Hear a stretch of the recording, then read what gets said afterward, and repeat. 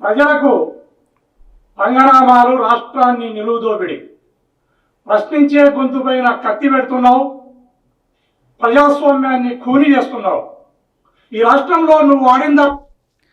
ఈయన ఏమంటున్నారంటే గోరంట్ల మాధవ్ గారు, ప్రజలకు పంగనామాలు పెడుతున్నావు, నువ్వు ఆడిందే ఆట పాడిందే పాట, ప్రశ్నించే గొంతు పైన కత్తి పెడుతున్నావు అని చెప్పేసి కొన్ని వ్యాఖ్యలు అయితే మాట్లాడారు కదా. నిజంగా ఇది చెప్పేది కూటమి ప్రభుత్వం గురించి కాదు. ఆయన ప్రభుత్వం గురించి ఒకసారి గుర్తు చేసుకున్నారు. వాళ్ళు అధికారంలో ఉన్నప్పుడు 5 సంవత్సరాలు ఎలా మేము పరిపాలించామని చెప్పేసి ప్రజలకు పంగనామాలు పెట్టడం, అలాగే ఆడిందే ఆట పాడిందే పాట కింద వ్యవహరించడం, అంతేకాకుండా ప్రశ్నించే గొంతు పైన కత్తి పెట్టడం. ఎందుకు ఈ మాట అంటున్నాను అంటే, తోట చంద్రయ్య గారండి. సో ఆయన్ని నడి రోడ్డు మీద పట్టపగలు అందరూ చూస్తుండగా కూడా కత్తులు పట్టుకుని జై జగన్ అను, లేదంటే వైఎస్ఆర్సీపీకి మద్దతు ఇవ్వు అంటే నేను ఇవ్వను, జై టీడీపీ అని చెప్పారు. ఆయన్ని అలా అన్నందుకు అడ్డంగా నరికేశారు, చంపేశారు. మరి ఇది ప్రశ్నించేవాడి గొంతు మీద కత్తి పెట్టడం కాదా? ఆడిందే ఆట పాడిందే పాట.